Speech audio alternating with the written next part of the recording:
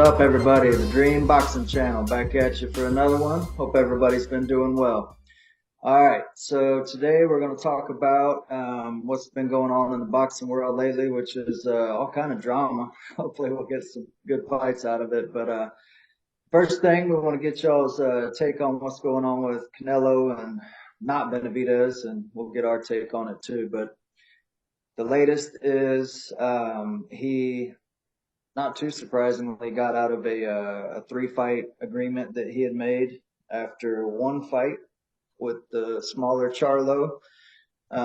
Seems to be coming down to money for him. He just wants more money. And so anyway, the interesting thing about that is it got leaked out that the other two fights were not anyone named David Benavidez, and they were not anybody else at 168 pounds. Which is really disappointing. And then I think kind of maybe at the last minute, he had tried to make an offer to David and his team for the minimum. Supposedly from David's side that they said yes, and then they hadn't heard back from Canelo. Next day after that, he was talking to DAZN, trying to get money from them. Now he's back. Whatever. What do you think about it, man? That's a really good point. Why isn't Canelo, trying to fight him? And honestly, like, do you think this is Canelo's fault or this is the organization's fault? Yeah, that's the kind of missing piece of the puzzle is if that was true about the other fighters being the bigger Charlo and Errol Spence, like what's going on with Al Heyman? Like, what is he looking out for those guys? It just doesn't make any sense. But on their side too, it does seem like that there was a real offer to Benavidez. So I would more put the blame on Canelo. I think he's just trying to get as much money as he can and avoid, possibly a hard fight or maybe even a hard loss, against someone like that. I mean, that could go real bad for him as hard as David fights. So yeah, it's not a good look, man. And I think he tried to duck and dodge as long as he could, but like with this little exit thing that happened, it kind of got exposed, right? Because some leaks came out about the negotiations, and doesn't seem like David was anywhere in there. He was an afterthought. And the crazy part was that when he accepted it, man, that really made him look bad. So, because I mean, you could call that, yeah, avoiding him for sure at this point. But my thing is, why the heck are you trying to fight the older Charlo in the first place? Like, dude's had one fight in 3 years. Um, and he's not even in the same. David is the mandatory. He's been like that for a long time. He's the highest competition. So what the heck's going on? It sucks for the fans. And I told you the other day, man, on text message, like if he fights freaking, I already knew he was gonna fight Munguia, dude. It's like what? How is Munguia jump over Benavidez? He's not been at 168 either, right? He's a young guy. If he can't. There's no way he can say freaking Mexican, American, this network. It's making no sense. I knew he was gonna fight freaking Munguia. If he fights that Berlanga, I'm already not watching it when he fights Munguia, dude. If he fights Berlanga, I don't even hear that dude's name anymore, bro. So That's how I feel about that dude, man. We talked about him a lot on this channel. I freaking love his skills as a boxer. He was already really frustrating me with the Golovkin thing, man. That took forever, and then the whole enhancement and all that crap, and the negotiations taking forever. He already left a sour taste in my mouth for that, but I got no love for him, man. You can't fight David. David's been sitting there at 168. He's the best, and he's fighting everybody else. Fighting British dudes, fighting mandatories, anybody but freaking David. yeah, and to be honest, people are gonna hate me. He's far from being one of the best Mexican fighters. He's not one of the best, even top 10 Mexican fighters. He's not even on the top 10 for me. I'll tell you what, Wow. he has a lot of names under his belt, that he beat. He beat Sugar Shane Mosley. Amonsley. Monsi was about to retire. Let him off his prime. Cotto. Cotto was about to retire. It was probably one of Yeah, the last fights. Mayweather, he lost against Mayweather. Um, I like the fighters that I feel that he fought had barely won the belt because of a miracle. yeah, We're not like, class one fighters. I don't really like the only hard fighter that I know he fought, like Josecito Lopez. Josecito Lopez wasn't like a tough fighter. The only tough fighter that he fought that I'm like, whoa, because even Lara, Lara, like, yeah, he was running a lot, but he wasn't getting hit. He was missing the whole time. Like, yep, why is he thinking that he fought everyone? Like, when he told Terrence Crawford that he only fought one good guy, well, you did the same. You haven't proven yourself. You took so long to fight Golovkin, which I think you lost the first fight. exactly. Yeah. You lost the first fight. They gave it to you. The You, second one was I think the close. second one was close, and I'll give it to him. The third one, yeah, it was. Yeah, you won it.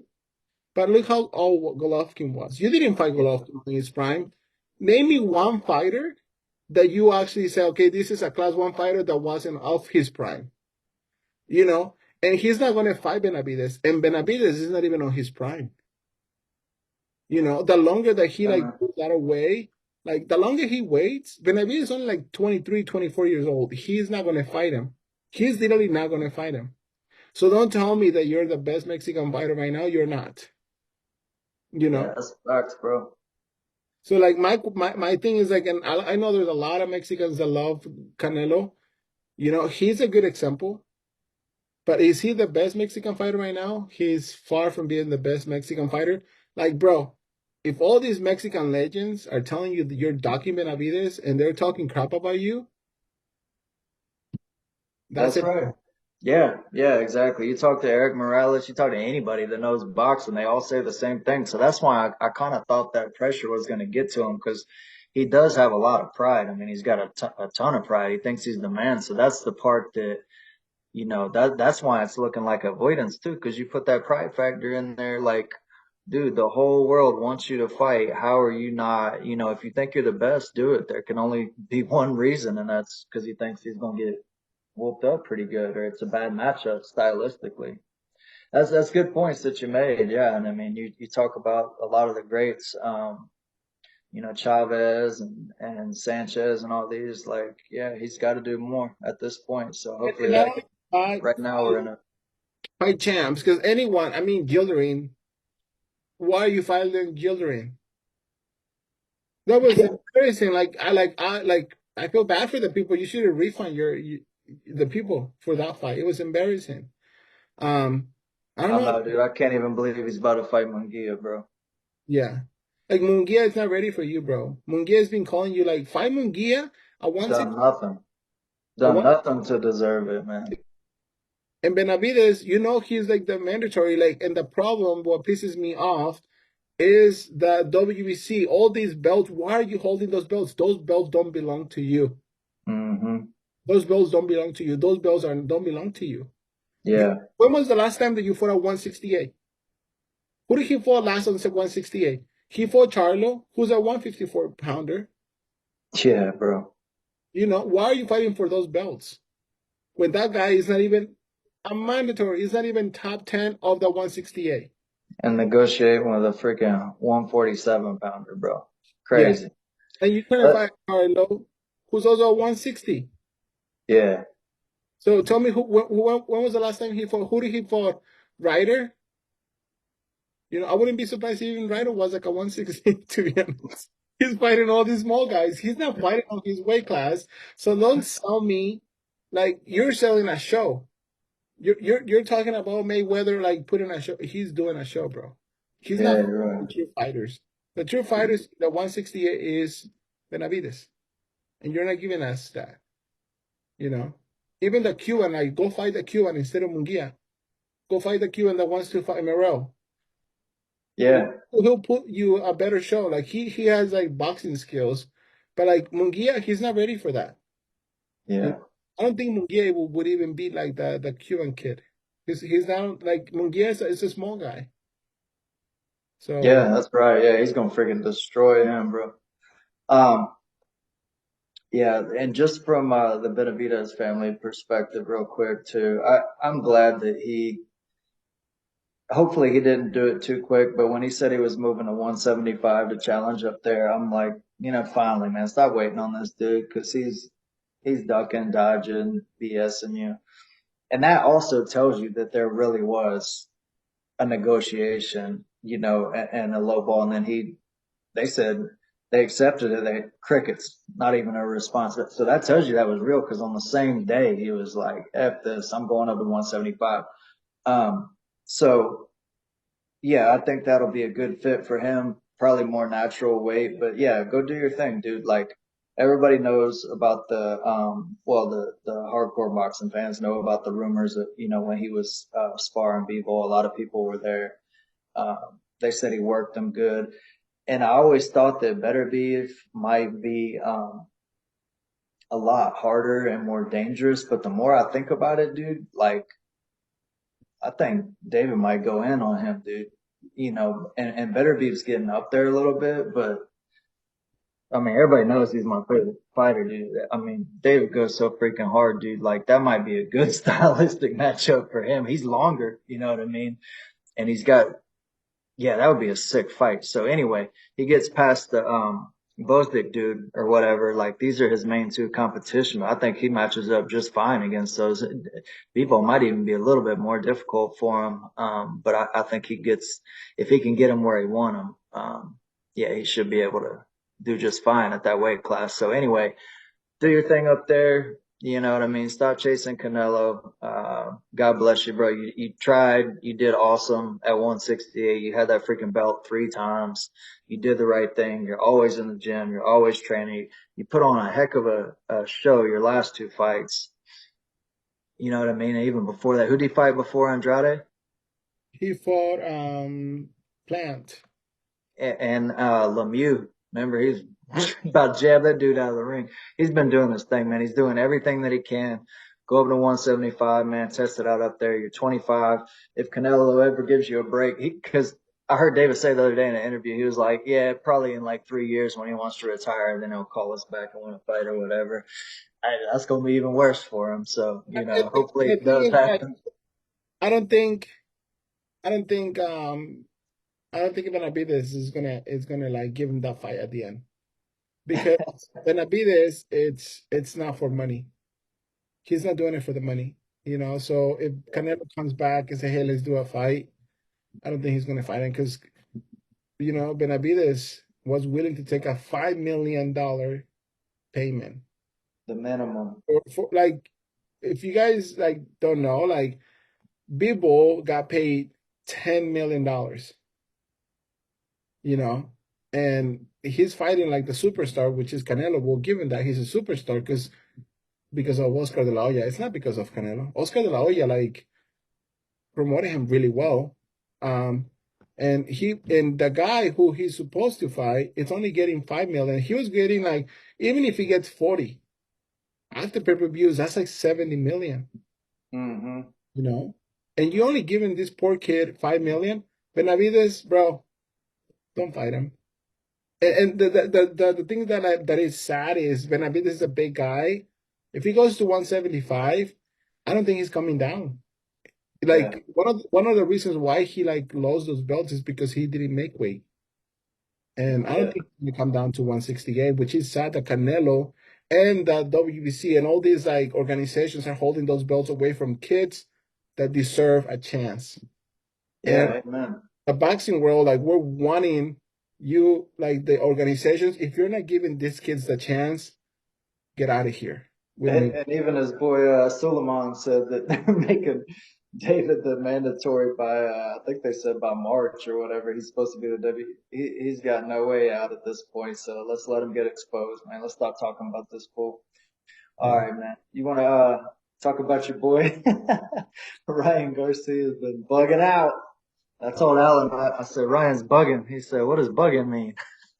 Yeah, man. That's like from the 80s or 90s term. It means you're going crazy. I don't know. Pray for Ryan. Maybe that's what we need to. Title of the show. Hashtag pray for Ryan. I'm gonna pray for him. Like honestly, like respects to Ryan. He's fighting Haney, a really dedicated boxer, hungry, wants to be the best, has proven to be the best. Like I mean, he fought Camboses twice in his country. He went against Loma. He didn't have to go against Loma. He lost against Loma. But Hmm. I still respect him because all these like tank, like all these guys that think they're good, prove it. The only kid that Yeah. has proven it is Haney and and Ryan. Like Ryan, like Yeah. he doesn't Good point. I don't think Ryan is on that level. Ryan is an influencer. He's a social media guy, a YouTuber. You know, do what Jake Paul is doing, go make millions. You don't need to fight professional, but you're gonna lose that fight. I think he only has like the left hook. Yeah, like he has a lot to learn to be able to be on that level as Haney is. And yeah, bro, like you're famous. Go like put, fight another other YouTubers, fight two YouTubers in one night. But I still respect them because I think he's going after like the glory. If he beats Haney, that's gonna shut my mouth. So what are your thoughts on that? Yeah, yeah, those are great points. I'm glad you said that about Haney, stepping up and making fights. I agree. And props to Ryan for that too. I'm mixed on Ryan, man. I think people forget, so I always like to remind them, and we said it on this show before too. Ryan is an excellent boxer, man, and he's been boxing his whole life. So he's not a YouTube boxer. What he's doing now, yeah, and with the social media and all that, it kind of seems like that. But I'll go back to what I said before. Dude is a 15-time national amateur champion in boxing. He's been boxing his whole life. He's freaking nice, dude. That's if he's training and if he's in the gym. So like he's gone so far out there with the social media and everything like that, and he's got so many followers that I think people, are thinking of him like that, and that's the first thing that they dig in. Dude is seriously talented, man, and I think he can hold his own when he's at his peak and when he's training and when he's focused. Um, and that one, I can't even remember who he was fighting. It was some mediocre dude, but if you go back, he hit that dude with that left hook so hard. If you watch it back right now, you still can't see it in slow motion. Okay. Who else is doing that? He's got the fastest hand speed in the game. And even like at the beginning of the Tank fight and everything like that, his last couple fights, he's got a nice right hand. He's big for the weight class. He's got power. He's got speed. He needs better defense and everything like that. So I can never write the dude off, especially with speed like that in any fight. But what the heck has been going on with him the last couple of weeks, man? That's the other thing that I want to say to it. And then I'll give him a little bit of slack for that. Everybody has their problems, and you can't overlook mental issues. So I will be personally praying for him. Just as a person, as a boxing fan and everything. But Ryan's a Christian, everybody knows that. I've seen him where he's training and he's listening to worship music in the background and everything, like off of his playlist and stuff. He's a good kid, man. I think he said he was 25 the other day, which is really young. He's had like two baby mamas at least. But I also noticed too, like he's going through all this crazy stuff. I also noticed he got the new chick right around that time, and then like within days, dude, it said in one of his posts the other day that they had like summoned, some of his friends had like summoned a demon. Okay. And then I'm sure everybody's seen all this stuff, all the crazy satanic posts and like his back and forth and everything like that. So I know I'm talking a lot, but my opinion on what's going on is I think they were messing with some weird stuff like that. And also, I think there might be drugs involved. He said that he's not, but just the way that he's acting, looking at his body language, his voice is sounding different, which is one of the signs of, but he even said that he was like smoking and drinking. Well, I think there might be like cocaine or something involved too, man, because he is just like freaking out there. And the last thing, the last couple of days today too, he's been putting out all kinds of stuff about all the, the conspiracy theories and everything like that. I'm with that stuff more than anybody, and most of all of it is truth. It's not all that stuff going on in the world is coincidence, especially when you start talking about the elites and everything. But he's like all of a sudden putting out stuff about Bohemian Grove and like all kind of like where's the footage of you in the gym, bro? So that I think the chance of this, I told my wife the other day, there's more than 50% chance that this fight's not going to happen. I'm saying there's like a freaking 5% chance or less that this fight happens. Now, dude, that fight's not till the end of next month. Yeah. He's bugging. Yeah, no, no. Yeah, and yeah, I agree with what you said, that he is a good fighter, and and I did know that he was like 15 times champs, but one thing that you also hit that, the nail on the head. Um when it comes to boxing, when you get into this level and this type of level fights, you can't be distracted. Yeah, Run in the morning, you have to eat healthy, and because he's young, he's able to keep that up. But as his body gets mature and like he's not going to be able to keep this elite level. And that's what I meant to say.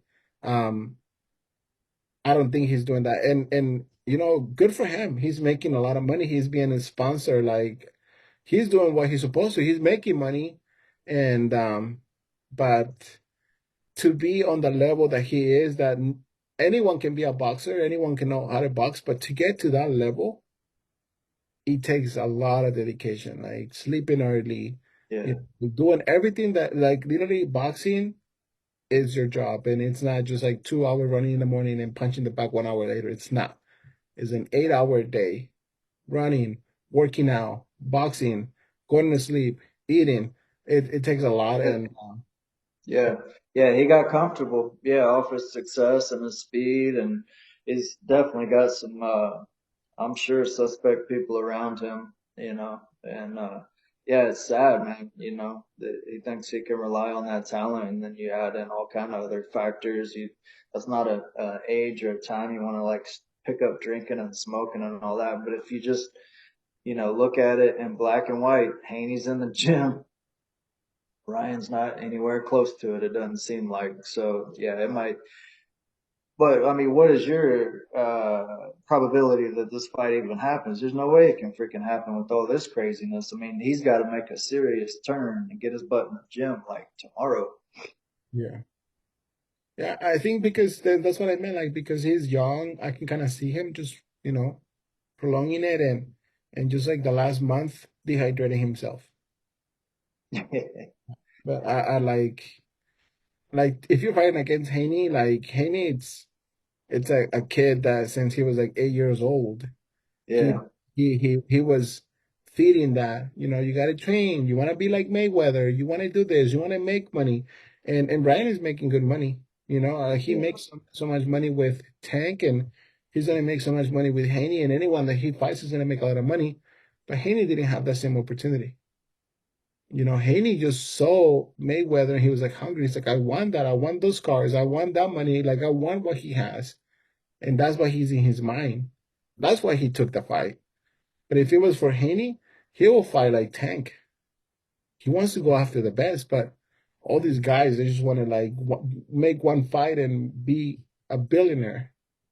yeah, Like Haney, like I can see Haney being one of the greatest. Like he's gonna like dominating that 140, and then he'll probably move to 147, and he's a big boy. But I see a lot of future for Haney. I think Brian, like he's a good kid. Like I like that he's Christian, but like I think he needs, if he wants to do one thing, like if he wants to do boxing, he needs to focus 100% to boxing, which I don't see that. yeah. Agreed, bro.